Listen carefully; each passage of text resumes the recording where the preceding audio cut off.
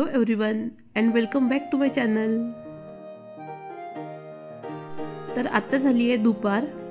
आम्ही बाल्कनीमध्ये छान चहा पित होतो। तेवढ्यातच मला दिसले की माडी काकांनी खाली काही प्लांट्सची कटिंग केली आहे आणि मला या झाडांचा कलर खूप आवडतो, म्हणून मी धावत धावत गेली आणि त्यांच्याकडून कटिंग घेऊन आली। आणि असंही मला माझ्या किचनमध्ये नेहमी प्लांट्स ठेवायला खूप आवडतात। मी प्रत्येक वेळेस भांडी घासताना त्याचे पाणी चेंज करते आणि मला असं वाटतं की पाण्यामध्ये रूट्स लवकर येतात। ही माझ्याकडे पाण्याची ग्लास बॉटल होती, यामध्ये सुद्धा मी एक फांदी ठेवते। खूप सुंदर कलर आहे या झाडाचा। तर आता यातील एक किचनमध्ये ठेवते आणि एक बाथरूममध्ये ठेवते। या झाडामुळे काही दिवस का होईना पण बाथरूम खूप छान दिसेल। नंतर हळूहळू त्याची पाने कळायला लागतात।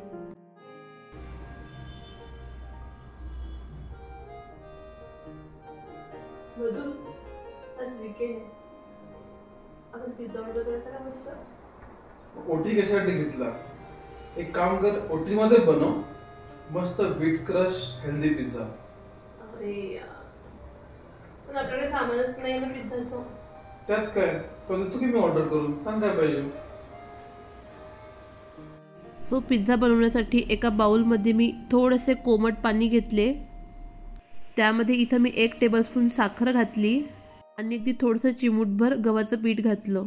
आता यामध्ये मी हे ड्राय ईस्ट घालते आहे। 2 टेबलस्पून ड्राय ईस्ट घालते मी।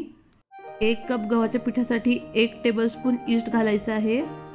मी इथं 2 कप गव्हाचं पीठ घेणार आहे, म्हणून मी 2 घातले। 5 ते 7 मिनिटांनंतर ईस्ट छान ॲक्टिव्ह झाले आहे। मेजरिंग कपनेच इथं मी 2 कप गव्हाचं पीठ घेतलं, त्यामध्ये चिमूटभर मीठ घातलं आणि हा ॲक्टिव्ह झालेला ईस्ट यामध्ये घालते आहे। हे कोरडं छान मिक्स करून घ्यायचं आहे।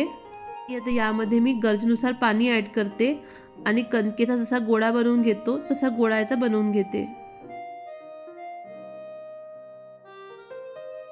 आणि आता एका एअरटाईट कंटेनरमध्ये मी थोडेसे ऑइल पसरवून घेतले। या बॉक्समध्ये मी हा डो ठेवणार आहे आणि इथं झाकण बंद करून या 2 तास कॅबिनेटमध्ये ठेवते। त्यानंतर पिझ्झासाठी आपल्याला सर्व व्हेजिटेबल्स कट करून घ्यायचे आहेत। व्हेजिटेबल्समध्ये मी शिमला मिरची, टोमॅटो आणि कांदा घेतला। पनीरचे इथं छोटे छोटे क्यूब करून घेते।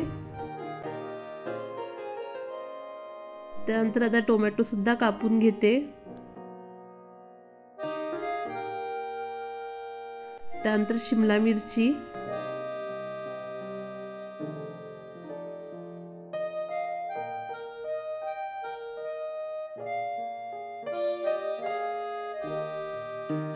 त्यानंतर कांदा,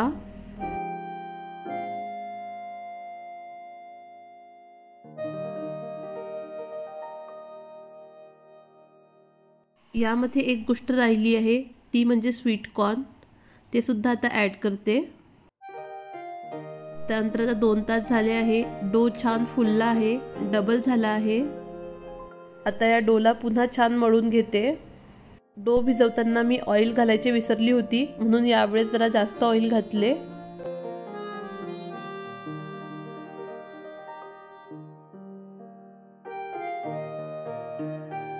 आता इथं मी छान पिझ्झा बेस बनवून घेते। भाकरी थापल्यासारखं आपल्याला थापायचं आहे इथं।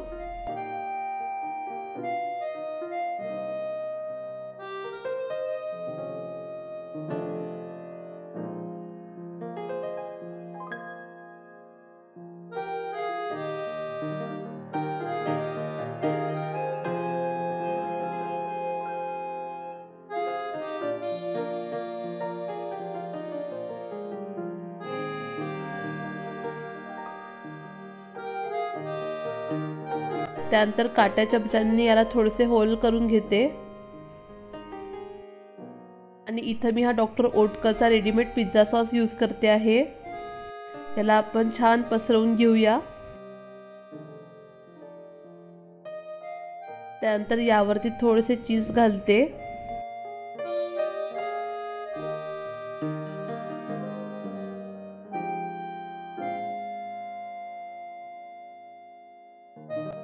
चीजच्या एका लेयर नंतर आपल्याला पनीर आणि सर्व व्हेजिटेबल्स पिझ्झावरती सर्व लावून घ्यायचे आहेत।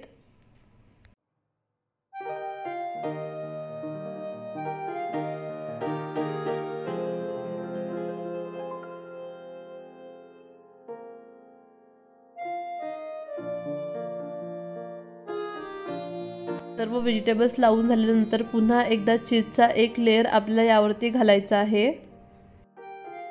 आणि आता पिझ्झाच्या काठावरती इथं मी थोडेसे दूध लावून घेते, ज्यामुळे काठांना रंगसुद्धा छान येईल आणि ते कडक पडणार नाहीत। त्यानंतर हा पिझ्झा मी OTG मध्ये पिझ्झा फंक्शनवरती 220 डिग्री सेल्सिअसला 15 मिनिटाकरता ठेवते।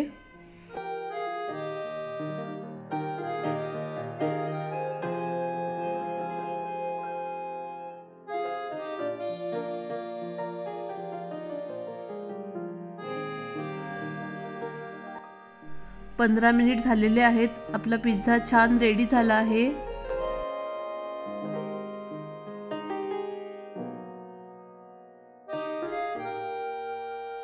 तर बघा पिझ्झा किती छान बनला आहे। हा पिझ्झा खायच्या आधी मी सेकंड पिझ्झा लावून घेते। जोपर्यंत माझा पहिला पिझ्झा खाऊन होईल तोपर्यंत दुसरा रेडी असेल।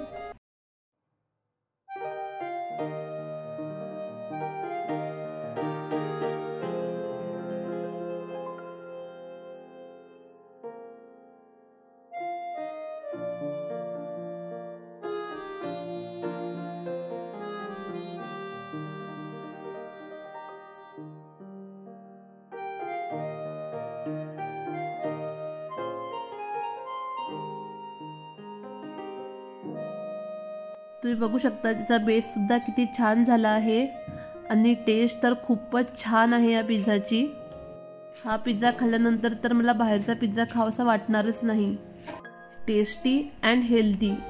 कसा वाटला तुम्हाला आजचा व्हिडिओ मला कमेंट्समध्ये नक्की सांगा आणि व्हिडिओला लाईक शेअर सबस्क्राईब करायला विसरू नका।